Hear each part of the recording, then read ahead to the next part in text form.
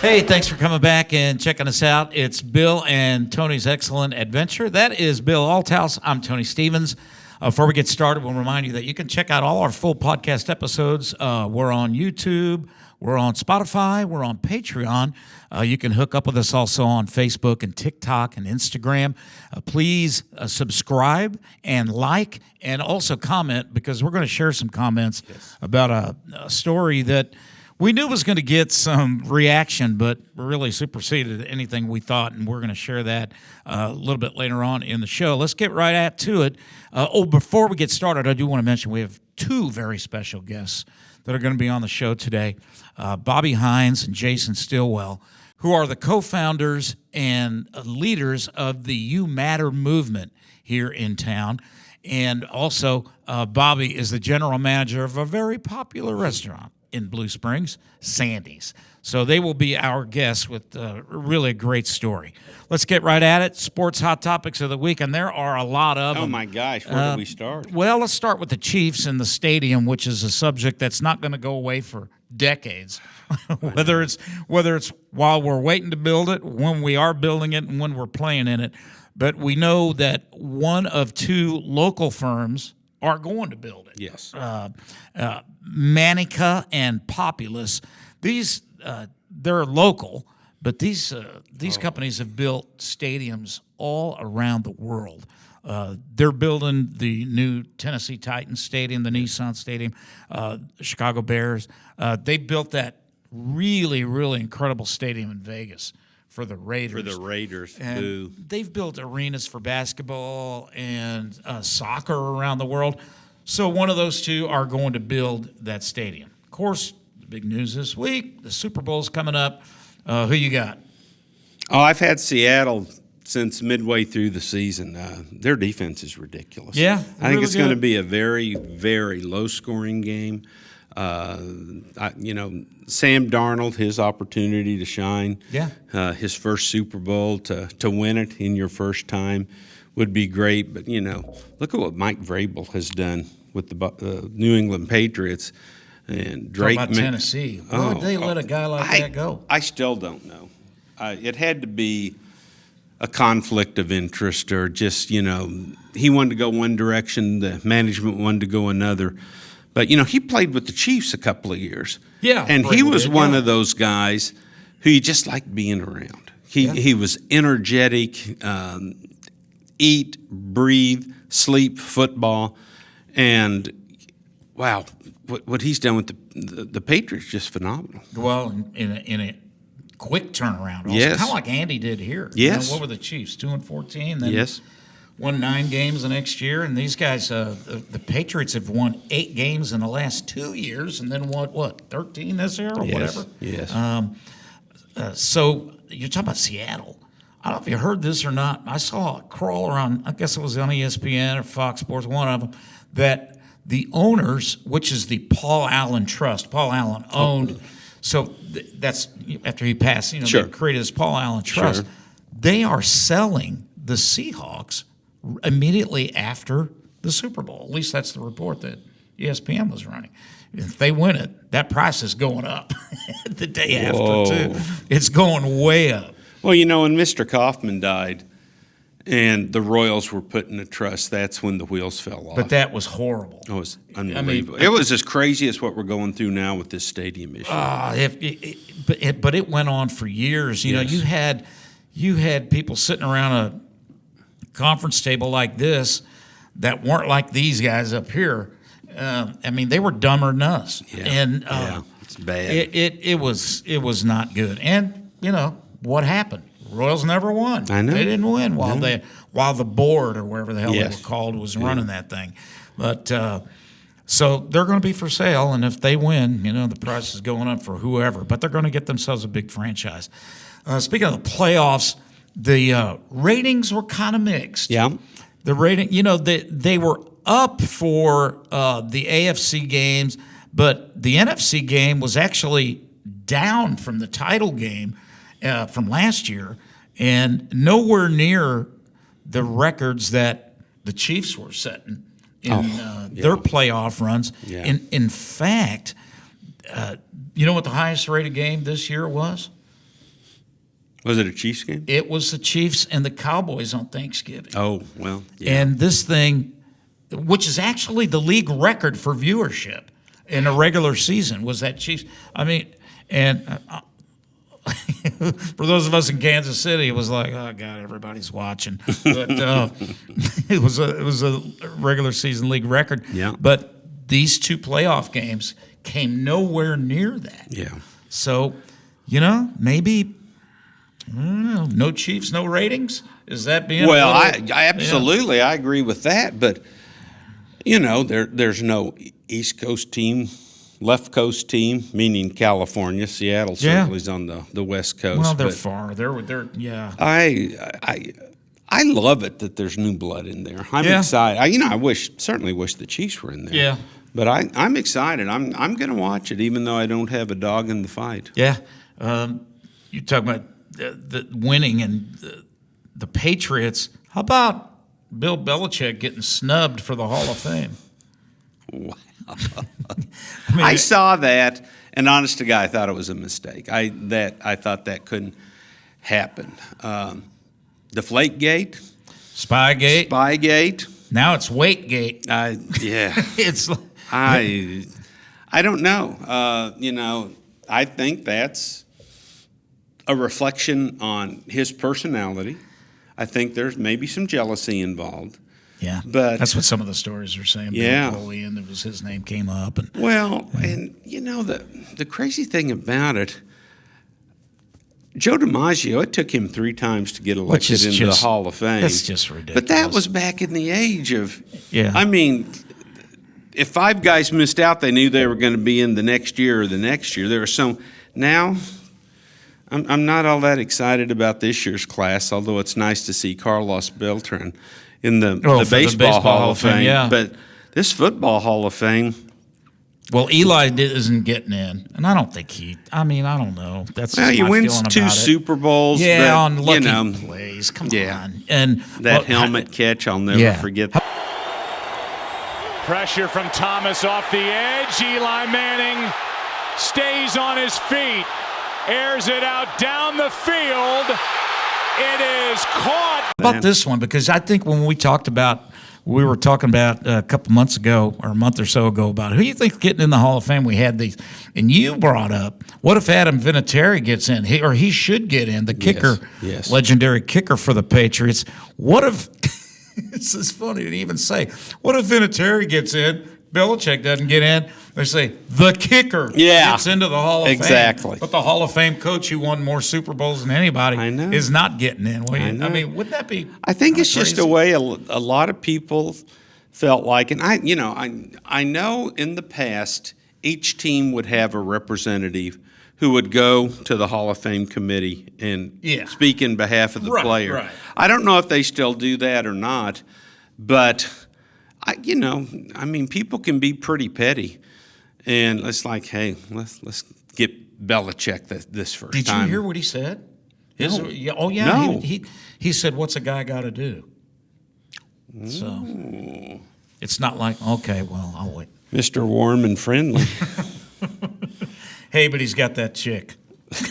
Don't even get me started. Okay. One more thing about Super Bowl. It's always the 2 things everybody talks about before and after. The halftime show, and we don't need to get into that, Bad Bunny. But the commercials.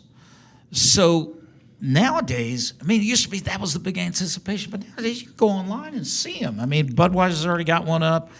Who else? Pepsi maybe or Coke? I don't know. Somebody got. But now there are actually banned categories for Super Bowl 60 commercials. There are 3 categories that are banned. Prediction markets, you know what that's all about? Gambling. Well, but how many gambling ads do you think we're going to see? But the prediction markets are like, where they have these trade contracts based on outcomes like the election, sure, sports, sure. So that's going to be a real fine line because I bet you no, I can't say I bet you because I don't bet, but I bet you the betting commercials are going to be on there. Oh, I bet they are. I don't know why this is banned. This has been banned forever. Tobacco. Yeah, What's that all about? I mean, like it when you watch a TV show on Netflix or something, and they say the reason why it's rated MA, and it'll have sex, violence, smoking, and I'm like, what are you doing, man? That's crazy. And the last thing is adult content. Well, I hope. Did you see the dress Chappelle Roan wore to the Emmys? Oh, Chapel Roan, yeah, I know. Yeah, calm down there, Skipper. How she got away with that, I'll never know. Breathing heavy there, boy. Yes. All right, let's go to the local teams, Mavericks and Comets.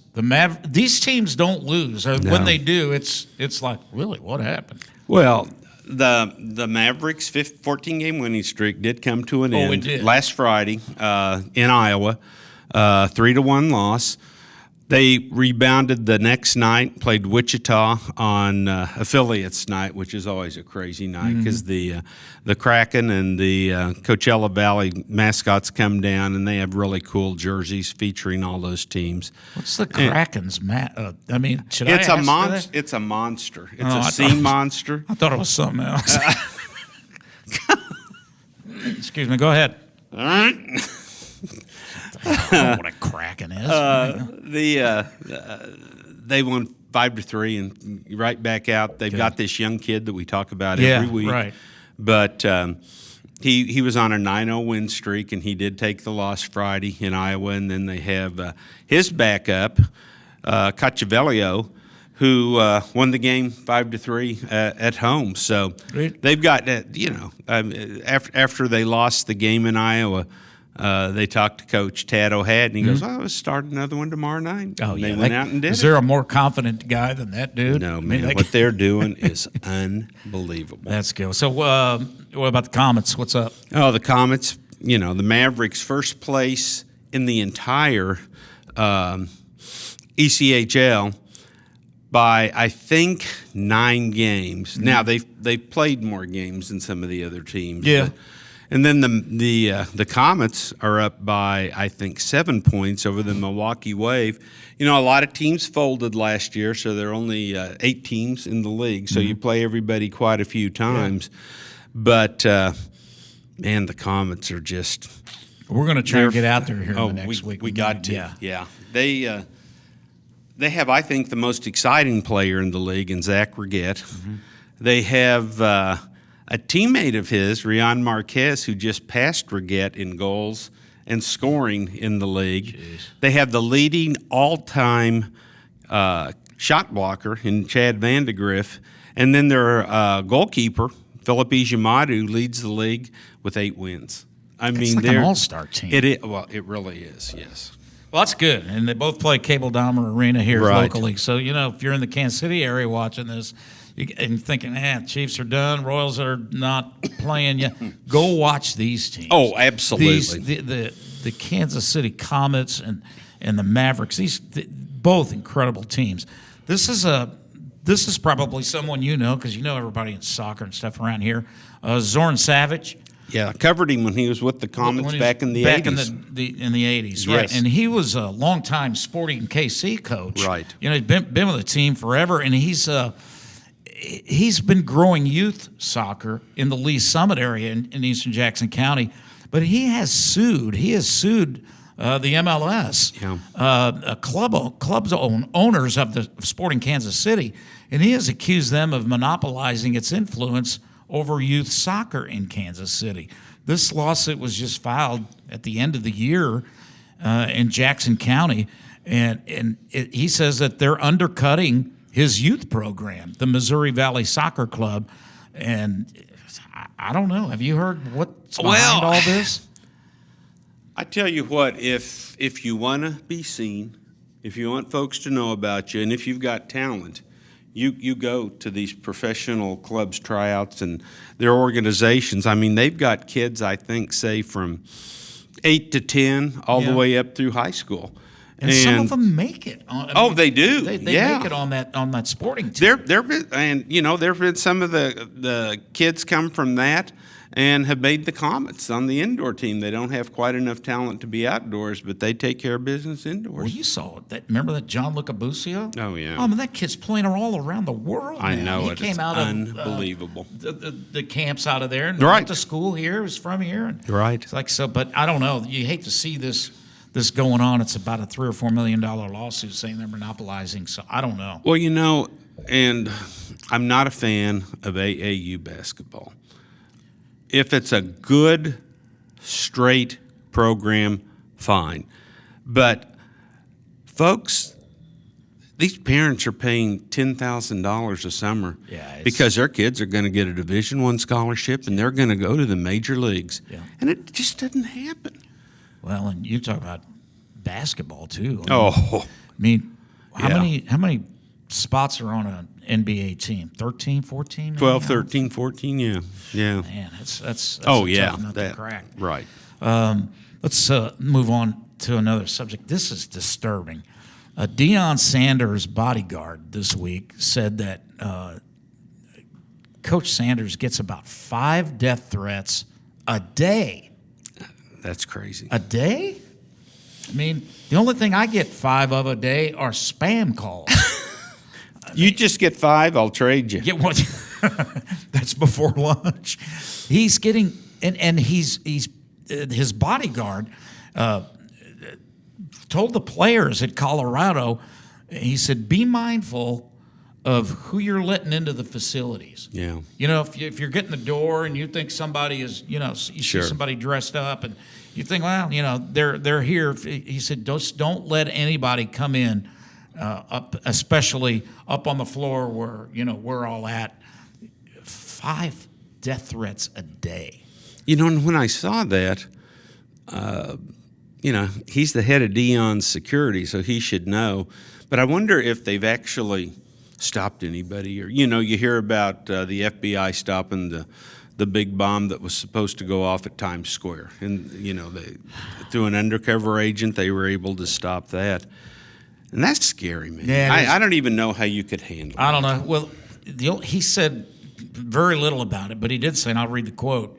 He said, we get death threats all the time. Why? I'm a black man making it happen, making things move, making all that happen. Yep. So he's always been a very polarizing figure. Oh, whether it's in baseball, football, coaching, his kids, but I don't know. I don't think anybody warrants 5 death threats a day for that matter. Another, actually a sad story related to football. There's a man found dead near a homeless camp in the Willowbrook area in L.A. last week, and he was a former NFL player, Kevin Johnson. He played most of his career with the Raiders. Mm-hmm. He played, I believe he played with the Eagles too. Yes. And he was stabbed to death in a homeless camp. And when the police were out there investigating this, and some of the people around there saying, "Oh yeah, he's been here for a while." He was 55 years old. It's like, man, how do you go from the NFL? I mean, I know that was in the 90s, but I mean, you were making a little bit of money. Yeah. But which just goes to show you, it could happen to anybody. I know. And that's really, really sad.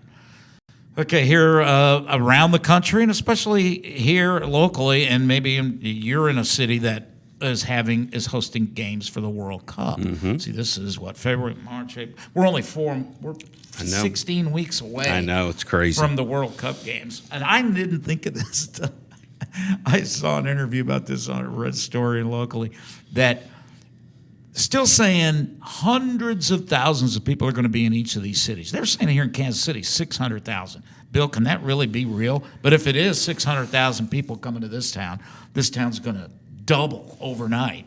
Oh, it's going to double overnight, and I can't even imagine. I have some friends that have looked at hotels and things, and if they can find anything out, it's like 10 times the cost of a regular hotel room. But here's the angle of the story. So we're getting these teams, these 4 or 5 teams that are going to be here, and a lot of them are going to have base camps here, and tipping is an issue. And you're thinking, what? Yeah. Well, around the world, in these countries, we here it's like 20%. Sure, 15, 20. Some people that have bigger money will go a little higher than that. But the tipping around the world in these countries like Algeria, the Netherlands, Argentina, 10% is usually like 30 here. So if their average tips are like 8%, it's like, so they're starting to get out in front of it now. Interesting. Yeah. Yeah. So, you go in, here's my take on it.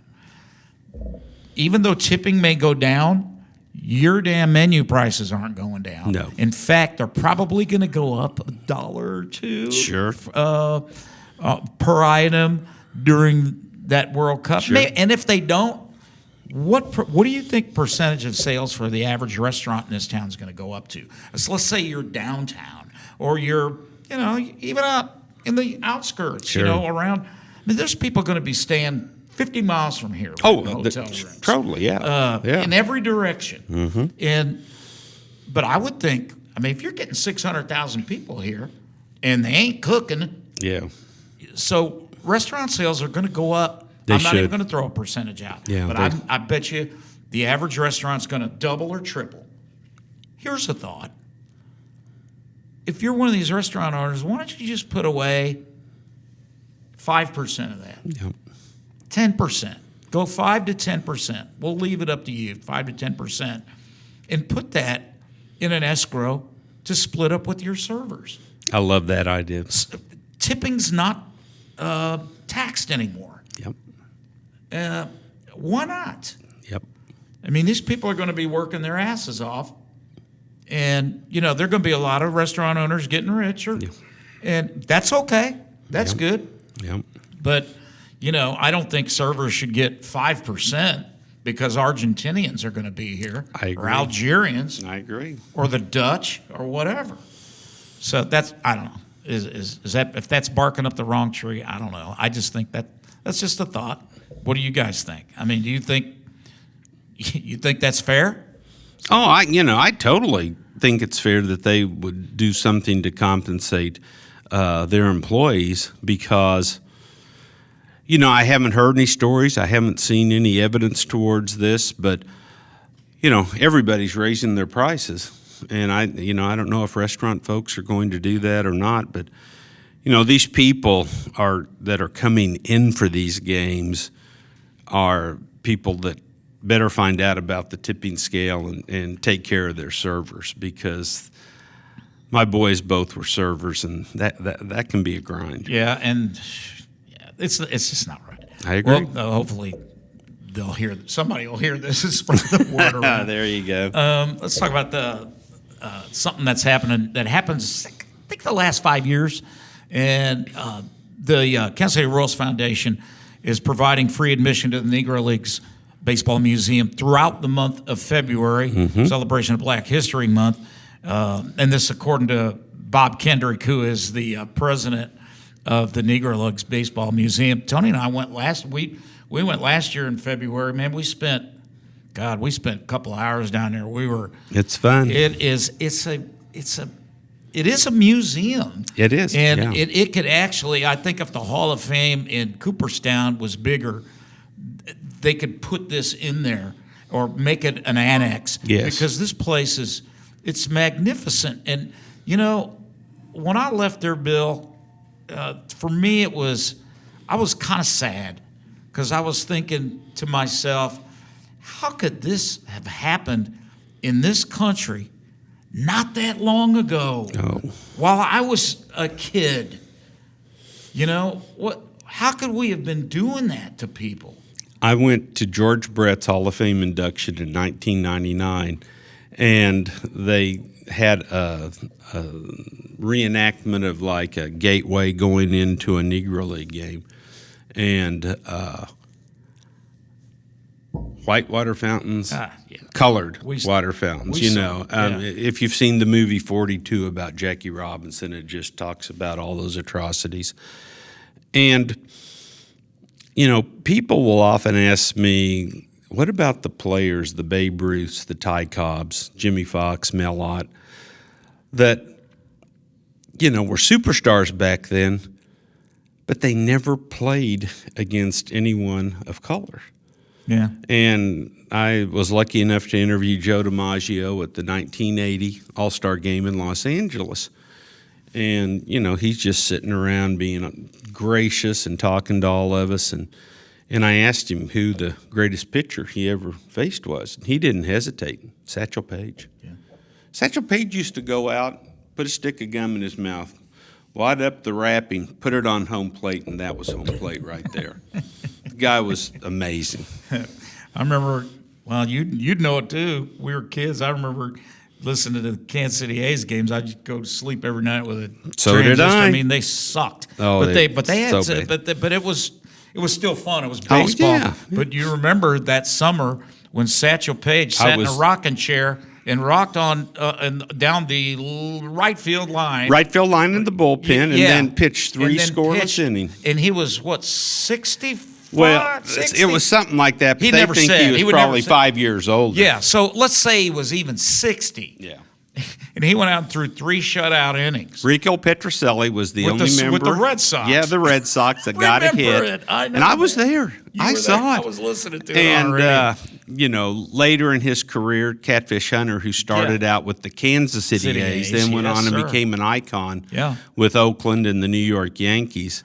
And a Hall of Famer. Oh, Hall of Famer. And he goes, I'm sitting, he says, I'm 20, 21.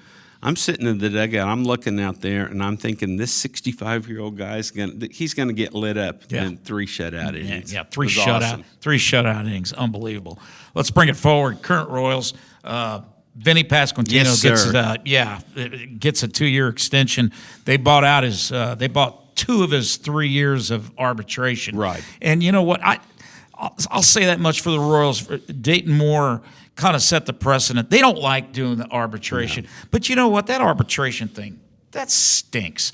Because what it is they get this conference table like this, and they come in and they say, well, Vinny, you want $4.5 million. And this is exactly what the numbers were. Sure. And we're going to offer you $4 million. So $500,000 in Major League Baseball is what, 50 cents for us? Oh, chump change. Chump change. Yeah. And maybe 50 cents for you, about $20 for me. Yeah, right. So what they do in these arbitration hearings is Vinny says, well, here's my record. Yeah. I'm just going to leave it alone. Yep. I hit 30 home runs. I got 115 RBIs. Mm-hmm. I've led the team in home runs, all about so on and so on and so on. And they come back and they go, but Vinny, you weren't an all-star. Or, but Vinny, your fielding percentage was less than, it's just shit. It's unbelievable. It's just, but thank God they didn't get to that. Yeah. And I heard, it's a 2-year deal, and I think they actually, I don't want to use the word overpaid. They surpassed. I think he got about 6. Okay. And for me, though, 2 years, just lock that kid up. I know. Give him 5 or 7 or something. Totally. He's a really good player. I mean, you're going to get 30 home runs and 100 RBIs every year. And I know he's had injury issues. He played 159 games last year, 160. He missed 3 games. Well, they play 162. Yeah, so I think he missed 2 or 3 games. That was it. So we're glad Vinny's back. I just love that dude. And by the way, he's playing for Team Italy. Yeah.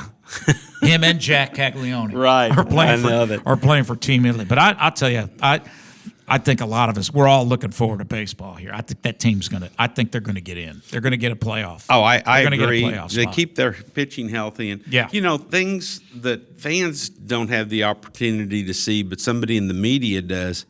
He's the Mike Moustakas of this team. He's the fiery leader. Absolutely. You and I have talked about that. Right. Right. We saw what happened. You need a guy like that. Oh. That, like when Moose said in that dugout, when we're down 7-2 in Houston, and he's going up and down the dugout saying, guys, we're not losing. We're not going to lose this damn game. And we didn't. We didn't. If that would have been a regular season game, I'd have turned it off in the 4th inning. See you later. Much like the 2014 wild card game, which is still the craziest thing I've ever seen. Greatest things ever. So, so that's good. Let's move on to music and entertainment news, and we got a lot here too. So now the best-selling album in the United States history is an album that's 50 years old this year. Now you're big. I mean, you're like me. You a lot of music. Yeah.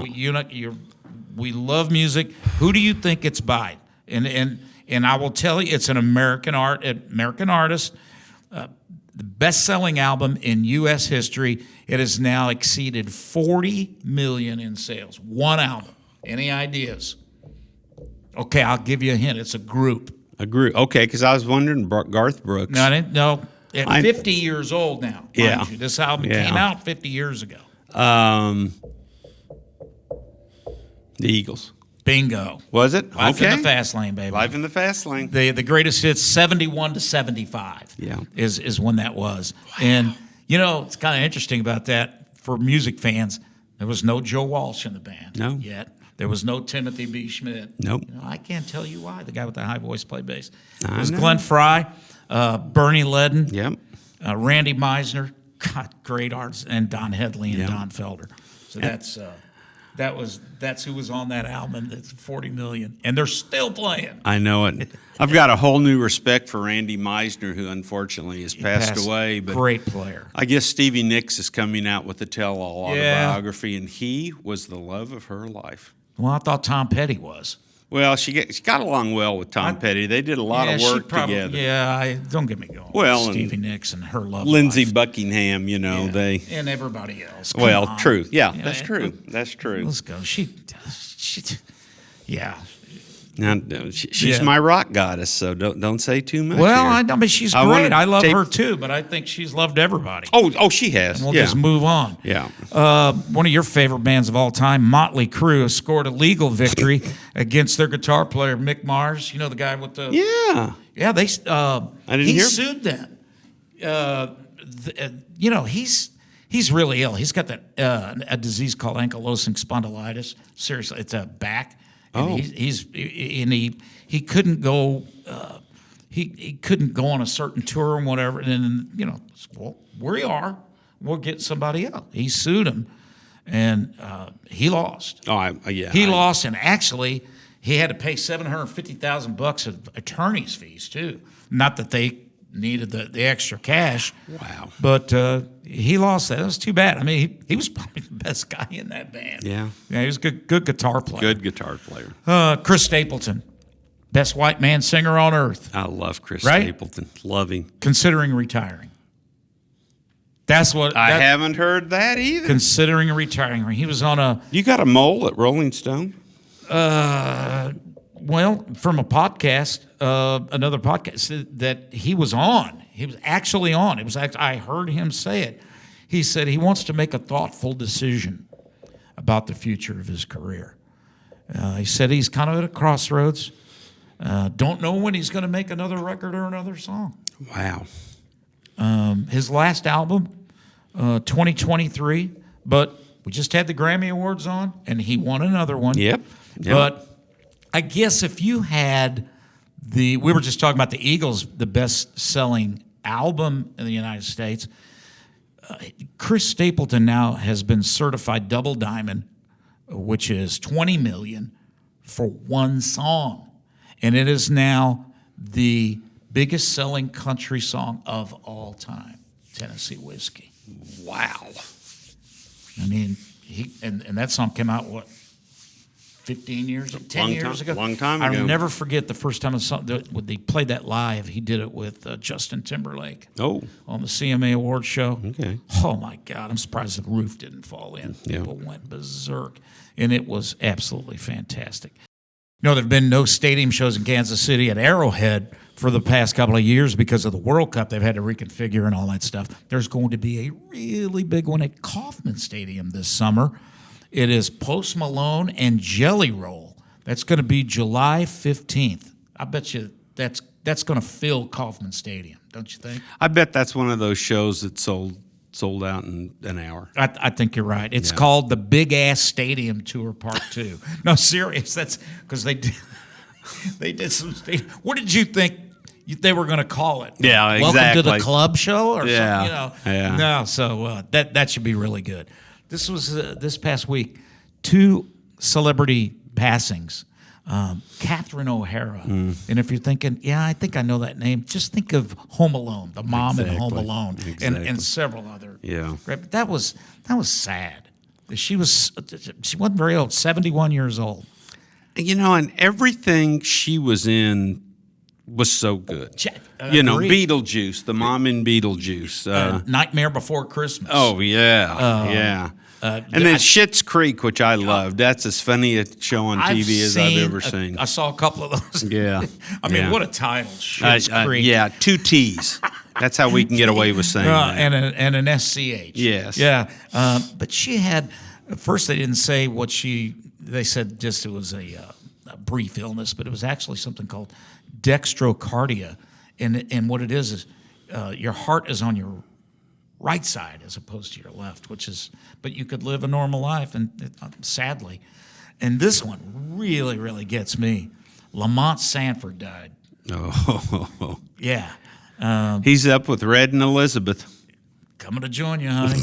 And he was 79, and afterwards he actually became a minister, and that's what he's been doing. I didn't know that. He was in the Vietnam War. Yeah, and he was actually wounded in Vietnam, and then he became an ordained minister.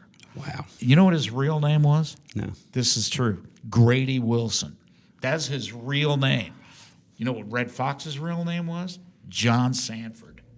Was it really? I swear. Oh, yeah. that's funny. Yeah, but I don't know what That's Grady's funny. real name was. Yeah. But I did know about those two. Okay, a couple of weird news of the week stories here.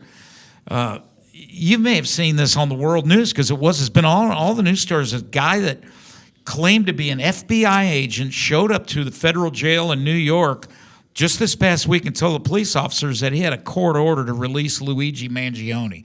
And he held up this thing. Well, I got the paperwork signed by the judge.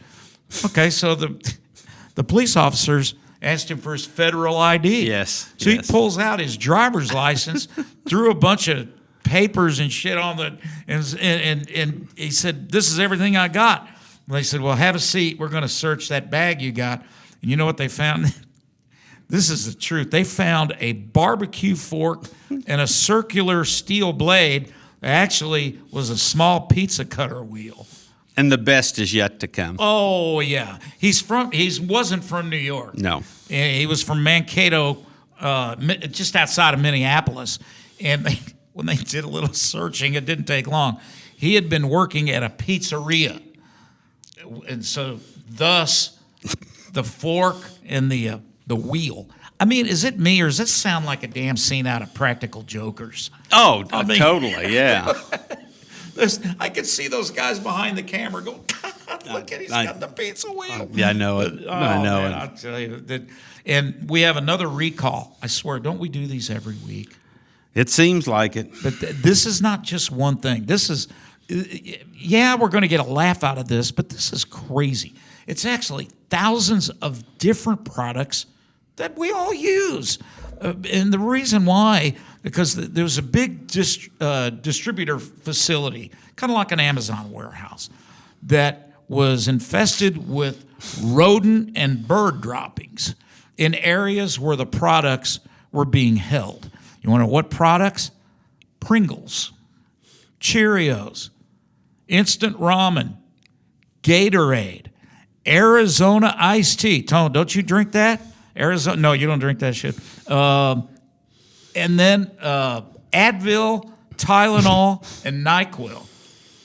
It was like, wow, what? So it's like, but supposedly no illnesses have been reported. So, what would your doctor tell you? Take 2 Tylenol. No, wait, it's got bird shit in it. It's like, come on. I noticed, though, a new little zing to my Cheerios. Maybe I need to check that box out before No, you just keep munching away there, partner. You just keep munching away. All right, so we're going to do, before we bring our guests on, we're going to do a Bill and Tony follow-up.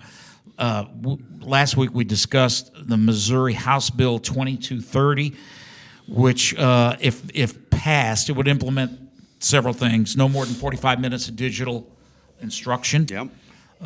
This would be K through 5. 70% of student work must be completed on paper.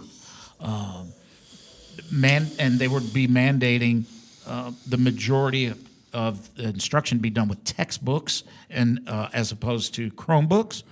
I think, 70-30, right? What we were just talking about. Right. Students must be taught cursive by the end of second grade. School districts could not assign homework requiring technology. And we asked you guys, what do you think? Boy, thank you for your comments. Yes. We wish we could read them all, or this would be about a 5-hour show. We got several hundred comments from not only in the state of Missouri, we had a lot in the state of Missouri, and from all across the state, from Kansas City to St. Louis. But we got them from Boston. We've got them from all over the country. Yeah. So, honestly, I just randomly picked a couple, and we'll read some of these. I mean, go ahead. You've got some there. Well, and I would assume most of these are from parents. And a lot of women's names are in here, so moms. But it's great in theory for most students. It needs to be more individualized. Fighting for extra time with tech on an IEP is hard enough. My daughter has dyslexia. Pen and paper were her enemies. She needed the technology of her Chromebook and text to speak so she could feel more comfortable, better in class. Without it, failure. It's like when we had Frank on, and, he was very open about the lady that said she lost her home because of the rate and the taxes and all that stuff. And there's going to be people, with something, I'm sure they could make an exception for something like that. Before you go, Billy, I didn't add them up. There were, like I said, there were literally several hundred comments. I'm going to say 95% were in favor of the bill, or in favor of parts of the bill. Yeah. And then there were other folks that said, nah, no. Yep. So what else? Well, as a mom, yes, please, with several exclamation points. Yeah. I'm so glad this is being introduced to bring these things back. Another mom, one system of learning for 100%, or one system for learning for $100,000 of kids seems regressive. Well, I've talked to so many kids over the years, and even some professional athletes that they can't write. I mean, they write something and you can't even read it. And my two boys are part of that, and I write cursive still, but sometimes that's pretty hard to read too. Oh man, every single state needs to do this. Hats off to the Missouri legislation. Hope this passes and becomes a bill. Tongue in cheek, this next one, can we please bring back rotary phones in the yellow pages? Totally agree with that. And finally, what are they doing about virtual schools exempt? And I couldn't have survived during the COVID period if I was still in school, because I have no expertise with the computer. I'm 72 years old, graduated high school in 1972, and I agree with everything.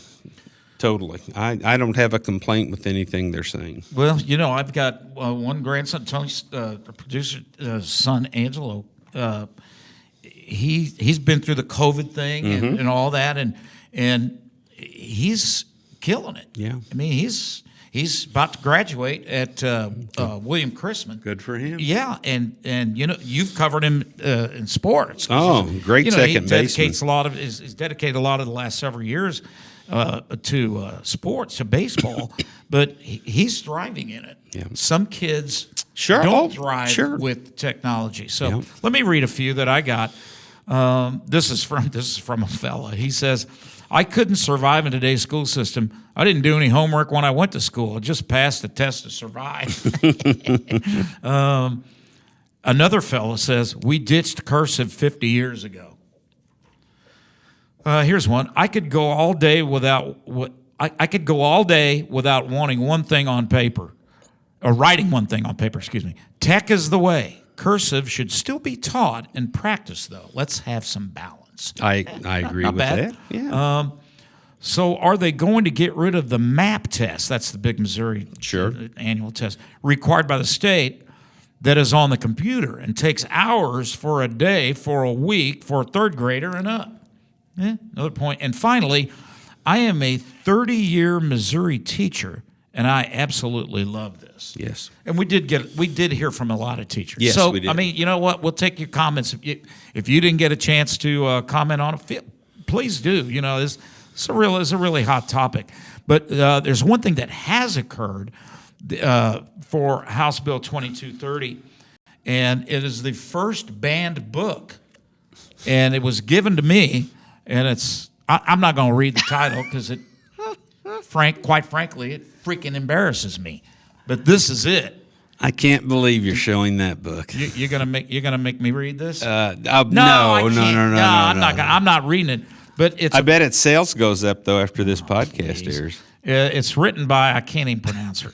I guess it's a him or her. I don't know, Bimisi Tayana. But it's illustrated, and I'm not making this up either. No. Some guy in Bangladesh. I swear it's written on there. Man. Don't worry. If they go back to 70% books, this sumbitch won't be in. That's right. So we do have two very special guests that are on with us next. These are two guys that in this community really matter. Yes. Bobby Hines and Jason Stillwell. They're the co-founders of the You Matter movement. Bobby's also the general manager of Sandy's Restaurant, which has been a staple in this community for many, many years. And they're going to talk about how they are making things happen in this community for people that are not as fortunate as they have become in their lives. Bobby Hines and Jason Stillwell. Guys, thanks for coming in today. Or really, I should say thanks for having us come in today because we're going to get to the whole bottom of the story. You know, Bobby and Jason, you guys have known each other forever. But, Bobby, this is your place that we're in here at Sandy's Restaurant, which is, you know, kind of a crown jewel here in eastern Jackson County. But I want you to start the story by telling how you and Jason met. You know, me and Jason met, man, we was in high school, and, you know, we went to school together. And as life goes on, you drift apart. And, you know, I knew Jason had been doing a lot of suicide awareness whenever my brother died by suicide. And I knew that Jason was one of the first phone calls I made. He lost his father under the same circumstances. And, man, when that happened to my brother and the dust kind of settled a little bit, I called Jason. And, you know, ever since then, we've been side by side for the last, 5+ years. Well, I was going to ask you, when did that tragedy happen with your brother? It was New Year's Eve of 2020, coming out of COVID. Jason, you and Bobby did something I think is so cool. I think Bobby might have just been involved at the tail end, but to honor the person that you lost, you played catch. Yeah. 365 days out of the year. What a great way to honor your dad. Yeah, just How'd that all come about? It came about me and my two boys. It just kind of started it. I wanted to do something to have a conversation with people, just a one-on-one. And so I called up my oldest son, Logan, and just said, hey, I want to start something. And just went in the side yard. It's a one-on-one conversation. How's your day? How it started? And just to see how people were doing. And that turned into 365 days across the country, couple baseball stadiums, couple minor leagues, and it was really awesome to be a part of. You're both wearing hoodies that say "You Matter." So the "You Matter" movement, which is quite familiar all over town, all in this area, how did that particular movement come about? So, like I said, after my brother died, I knew there was one phone call I was making, and that was to Jason, man. And Jason came out here, you know, he was out here 3 or 4 times a week, I feel like, man. And we were just sitting around, you know, talking about how can we help people? You know, what are we going to do? How are we going to change somebody's day? And that "You Matter" kept coming up, and it kept coming up. And we still today look at each other, and we're like, man, we have no idea what we're doing.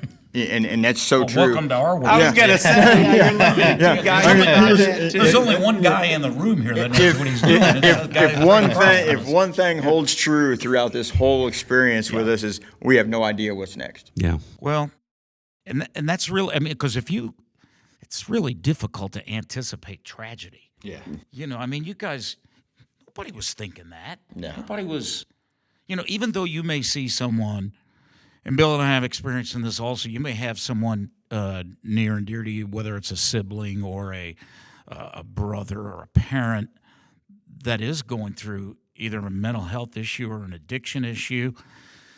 You're fighting along the way. You can kind of think, oh, God, I hope nothing bad happens, but you're not really preparing for that.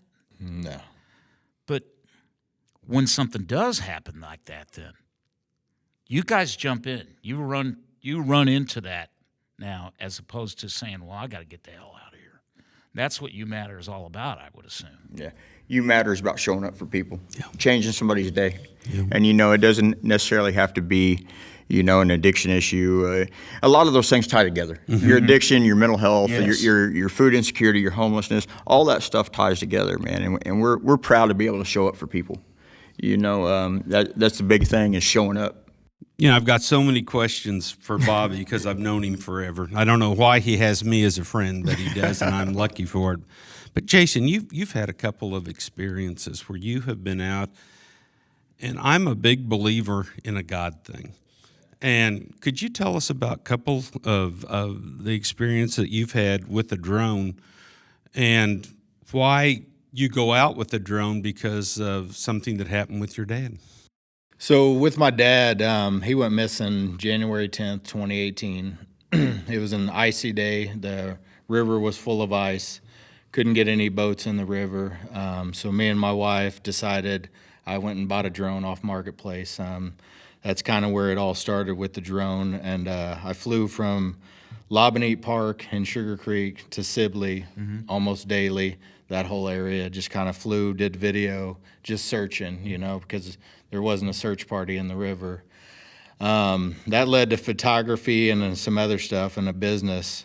But you fast forward to just a few days ago, I was down kind of doing the same thing because ice is in the river right now. And it's just for me to go down to where my dad was last and where he went missing, for me, it's a place to go to. A lot of people have cemeteries they can go to. They have a special place they can go to. Lobanete Park in Sugar Creek is mine. I go down there. I walk my dogs, a lot of stuff. So getting ready to fly the drone and do some photo shoots down there of the ice and everything, had a young girl pull up. And just so happened that I had the drone in the air. And I'd hollered out to her, hey, everything all right? And she just ran by me and about an eighth mile, ran up to the bridge and stood on the side of the bridge. So just the eye in the sky, being able to be there for the young lady and on the phone with 911, it was a place for me to be. You said you have a godly nature, and I think I was placed there for a reason that day. And a few years back, same thing with another young lady on the side, it was kind of the same thing. What's going through your mind when you're watching her get up on the side of the bridge? It was hurt, for her. I wanted to help her as much as I could, and at the time that was 911, trying to get help there as quickly as we could. A lot of pain. Also, for me, it was kind of remembering seeing somebody up there. My dad was alone that night, kind of seeing what he went through, hoping that she wasn't going to follow through with it, and in the end, she didn't, but had she went through it, I was there, with the drone, and I could have gave the family a little bit of closure that my family never got, because my dad, to this day, is still missing, so. We had in our last show, we had he's a lot younger now, so I could still say a young man that was a B-2 bomber pilot down here at Whiteman. And he's written a book, and it's like when you guys were speaking, and we're talking about these tragedies, his book is called No Coincidences. And when I saw that before we brought him on the air, I I gasp because I've been saying it to Bill for the last 2 or 3 years. There are no coincidences in life. You were there for a reason. Yeah. Yes. I mean, yeah, you go there to remember your dad, and it's kind of like I don't know what you want to call it, your nirvana place, your peace of mind place, and Bobby, I'm sure you have yours too. But that wasn't just a coincidence that you were there. I really firmly believe that. I would imagine you probably do too. Yeah. Years ago, I was a deacon at a church. I stepped away from the church for reasons of humanity instead of God, and it keeps bringing me back. And that was another case where I sat down afterwards and I prayed quite a bit, which I don't do that often, but that day I did. Thanks for putting us together. Bobby, when you told me your story, I'm like, folks, this is one of the most generous men I've ever met, most generous men in the metro area, in the state, in the country. And he's a general manager up here at Sandy's. And when we visited a while back and did a story for the Examiner, a feature story, tell us about that phone call that you got from Sandy and how that changed your life in so many ways. Yeah, so man, that was a long time ago today. Finally, I know. I feel like that's finally a long time ago. Yeah. But man, it was 2014, and I was on county house arrest and trying not to go to prison. And they let me out on house arrest, and the only place I could go was to see her. I could find a job if I could get one over the phone. And my sister knew Sandy, and man, I called Sandy, and she gave me a job. She gave me a chance. And it went from washing some dishes to cooking to, and within 4 months, I was kitchen manager. And I knew that. I knew whenever I got out of jail that I was done. Yeah. That was my chance. I couldn't wait to go to jail because I knew that was going to save my life. Yes. And so about 60, I was in Jackson County for about 60 days, and I had 3 or 4 felonies. I had 4 felonies. I dropped one, however you want to put it. And man, my lawyer just kept telling me, man, just go to work. Yeah. Just go to work. Just keep doing what you're doing. And they was trying to offer me 7 years, and he's like, just go to work.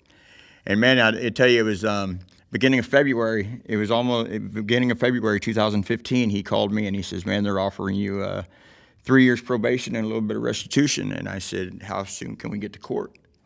And man, we went to court, and it was like a week before I could get in to get my monitor off. And Sandy passed away on February 20th of 2015. So she never got to see me come off the ankle monitor and see what's going, man. But that woman gave me a chance, and then her daughter pretty much inherited me after that. Yes. So it's a lot of good things. She taught me to give people chances, and sometimes I give people too many probably. Yeah.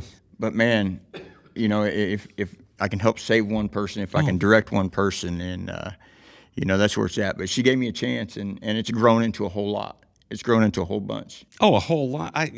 Number one, I don't know how you get anything done when you're working up here, because you're always sitting at a table talking to somebody, or you're carrying dishes, and the guy will stop you, and you'll talk 15 minutes holding these dishes, and it's long days, Bill. Yeah, long days. Yeah, I bet it is. Oh, and you know what? Your nights aren't really all free to kick your feet up, also, because I know you guys are set up right next to Hero Fund. Yeah. At the National Night Out, which I'm sure you're at every week, and Blue Springs Fall Fun Fest, and you. I want you to talk about what you do with meals in the summertime. There's an event. I think that might have been the first time we met.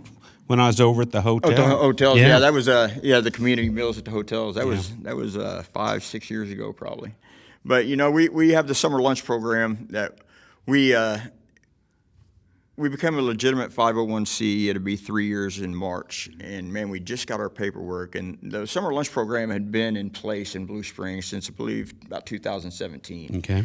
And it lost some funding, and it was going in the wrong direction. And I caught wind of that. And I said, "Give it to me, give it to us."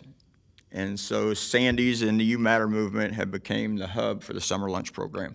And how many meals do you provide? In the last 2 summers, we've provided over 18,000 meals.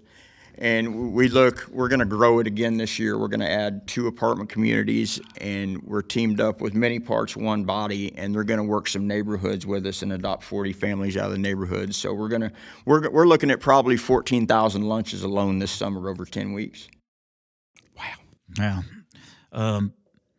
Jason, some other events. In fact, you guys will kick off. I think we were talking before the show, a big event that's going to happen. I guess this spring, late spring, right here. You want to talk about what's going to kick things off? June 7th. June 7th. June 7th, we'll have a car show here. Not just any old car show. Not just any car show. Just a car show. Yeah. We're going to be taking donations for that. Everything donated will go to this. We'll kick off this. I think we got some flyers here. Actually, I happen to have one. How'd I get this? There you go. I happen to have the Apple one right here. Now, so how many cars are being in, or what are we looking at here? I know the parking lot's big, but yeah, what are we talking about? We've done 2 in the fall the last 2 years, and we've broke 100 cars in the parking lot the last 2 years, and we fed over 400 people in the parking lot last fall. So we anticipate that many again. It's a free event. It's a donation-only event.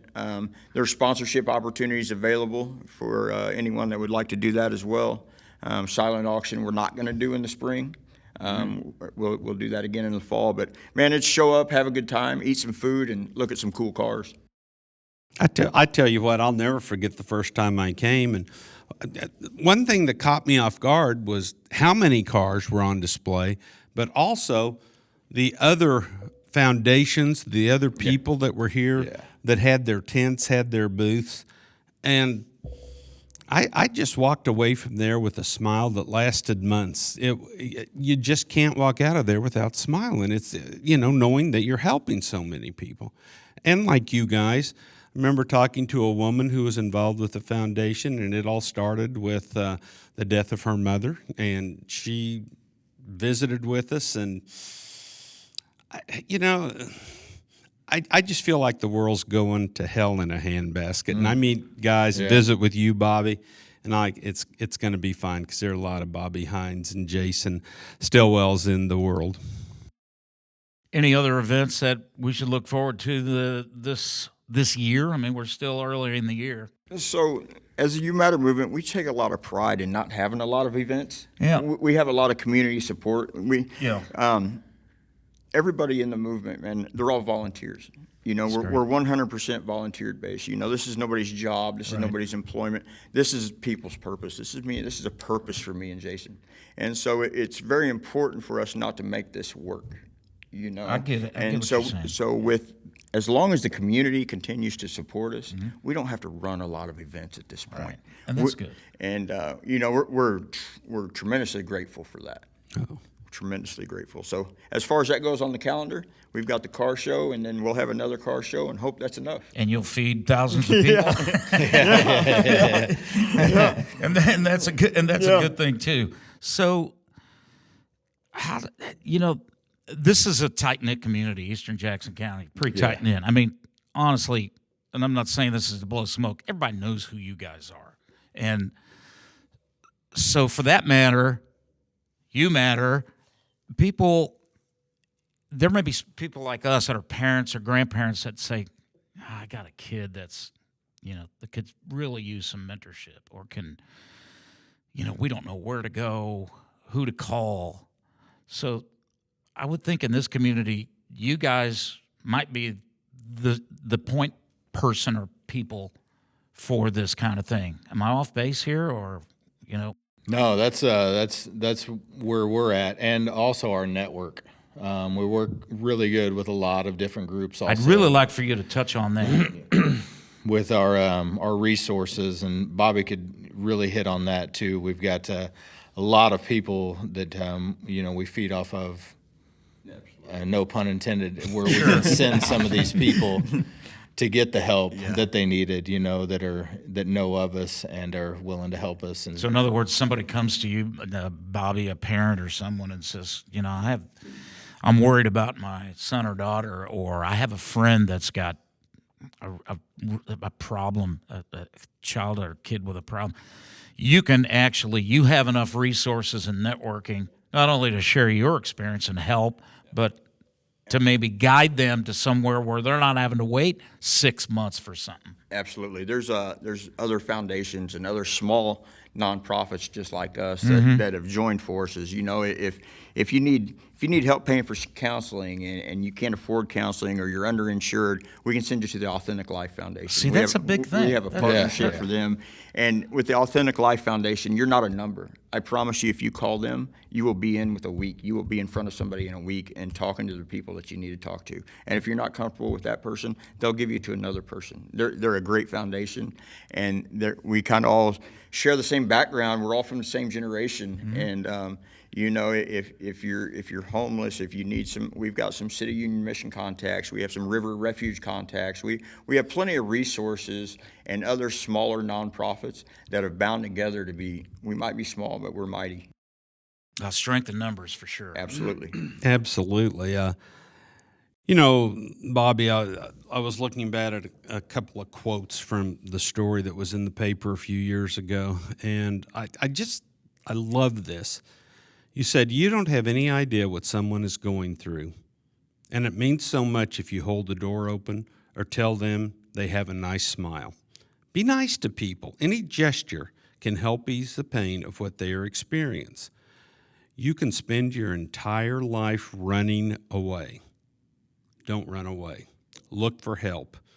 The day I decided to be strong, my life changed, and I'm pretty darn happy how it turned out. Do you ever just, you know, driving home at night or, you know, laying in bed at night just thinking, you know, we took a bunch of lemons and made some pretty tasty lemonade. I mean, you know, not patting yourself on the back, because all I need to do is call Bob Munns over at the Blue Springs Police Department, and he'll do that. Yeah. But just how special is it the way this has turned out? You know, for a long time, I say a long time, none of this has been happening for a long time, but ever since I got clean in 2014 and my life started to grow and my life started getting better, for a long time, I felt like that I didn't deserve it. Yes. You know what I mean? It was just, man, I don't deserve all these great things that are happening to me. Great things haven't always happened to me. Yep. You know, I was a victim of my own circumstances. Sure. And as I've grown as a person, because I can't ever stop working on myself either. Yeah. You know, and that's right. And there's things that I do through the You Matter movement that keep me working on myself, and that's going into the high school and talking to all the ninth graders. Yes. And man, me and Jason spent a whole day there last semester, and it's one of my favorite days to go get in front of them kids. And that comes back to your that quote in the paper is, man, do something nice for somebody. Exactly. Them kids are mean. You know what I mean? Them kids are. They don't care what they say. They're brutally honest. Yes. You know, and a lot of times it's no harm intended. It's just how it is. And you know, I preach to them kids, man, hold the door for that person. You know, you don't know. I know. You don't know. And you know, for a long time, I didn't think that I deserved the life that I have today. Yeah. And that's changed because you know what. Humble or not, I deserve every bit of it because I've worked my tail off. Exactly. I've worked my tail off, and I can show compassion for another human being. A lot of times I put myself last. Yeah. You know, and it wears. You know, just like anything else. I'm human. You know, I have my struggles. Not everything's peaches and cream all the time. But you know what? I know how to handle those problems. I know how to walk through them. You know, I don't run. I don't run anymore. You know, I ran all my life. I face them head on and let's go. Mm-hmm. You know, and then something else presents itself, and we're through that. It's growth. I can't stop growing. And we started this conversation with you saying that, you know, you were facing a jail sentence. Yeah. That came with a probation, and your parole officer, whoever it was, said, "Man, get to work." Yeah. You know, that's got to be your thing. And however many years ago that was, those things are still going on in this community every day. I mean, we know for a fact. Oh. He and I both do. And you two know that for a fact. So have you had anybody in particular out here in Eastern Jackson County that says, hey, man, my PO said, I need a job. May have heard about you, or may not even have heard about you, but probably because you guys are both grinning right now. Yeah. There are POs out here that know what the hell You Matter is, and they know Bobby and they know Jason. Yeah. But you see where I'm going with this Yeah. is that how many times have Bobby has used the G? You wear a lot of hats. Yeah, I mean, do. you're the GM of this place out here, but you're also the co-founder and the leader of You Matter. How many people have you come across through the years? So let me tell you something about the restaurant and our employees. We're all beautifully broken. I encourage it. Everybody comes from somewhere, and Sandy's is an opportunity for you to come and fix some things and work in a great work environment in a great place. And everybody gets to be themselves. I'm really big on giving that chance and letting people work through things. And then what that's done is it gels amongst them, and they all understand each other. And it's like, man, so and so's having a bad day. We got them. So in my crazy philosophy, because a lot of people that run a business are like, I don't know how you do it. Yeah. Well, you know what? You give people a chance. Yeah. Somebody gave me a chance one day, and Sandy's is a place for chance. And so I've got an incredible staff. That's why I'm able to not be here all the time and be able to go out and do the things that I do. You trust them. They trust me, and they trust each other. Obviously, yes, and everybody says, "Oh, we're a great family." That's what we are here. We're a family here, and it's good you've developed that culture, because I would think in a lot of places where that culture doesn't exist, that one or two people, they're looked down upon. They're the black sheep. They're not they're not in an environment where they can thrive, even though they may have shortcomings. Yeah, right. And it extends so much further than the staff. When Jason comes in here, man, Jason pulls up to the bar. He's one of us. Yeah. Bill, when you come in, you're one of us. We take a well, lot. You're my second family. Yeah, you really we take are. a lot of pride, man. Our customers come in, and we got old man John. He comes in, drinks coffee. He comes in 3 times a day, and he'll sit with every server through the day. And that's what it's about. Yeah. People get to come here and they get to be themselves, no matter if they're a paying customer or an employee. Yeah. And somehow it works.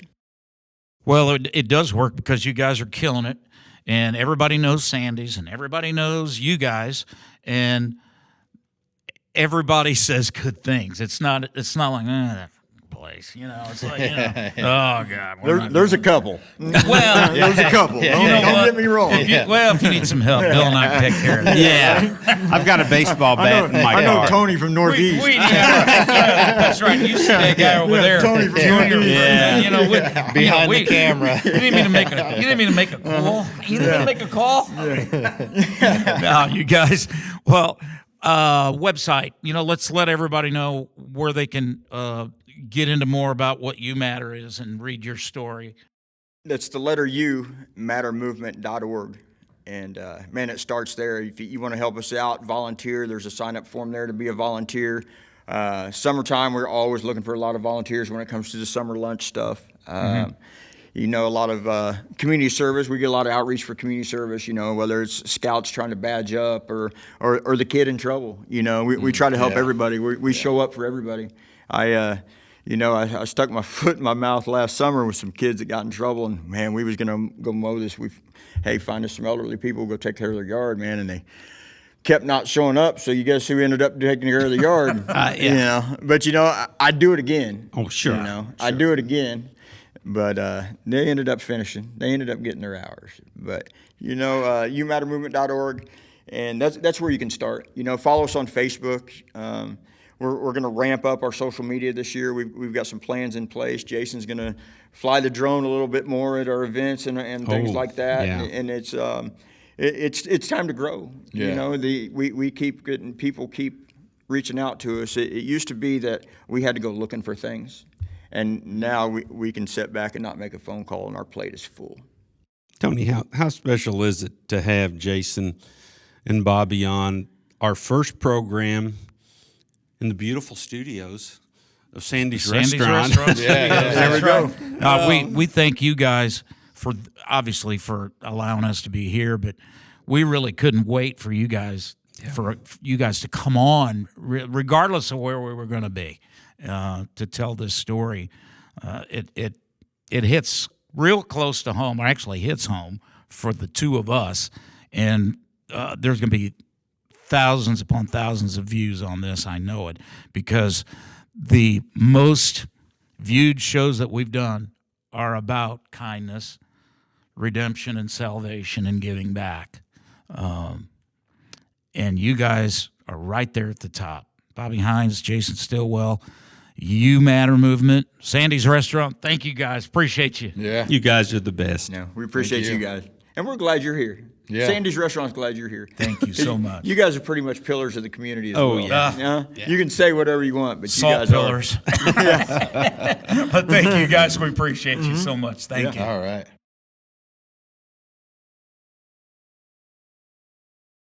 Make sure you check out all of our episodes, the full podcast episodes. They're on YouTube, they're on Spotify, they're on Patreon. You can also hook up with us on TikTok and Facebook, on Instagram. We'd really appreciate, we just read your comments, but make comments on any of these, on the episodes or the reels. Like and please subscribe. We appreciate it. And we'll be back next week with another episode of Bill and Tony's Excellent Adventure. Take care. See ya.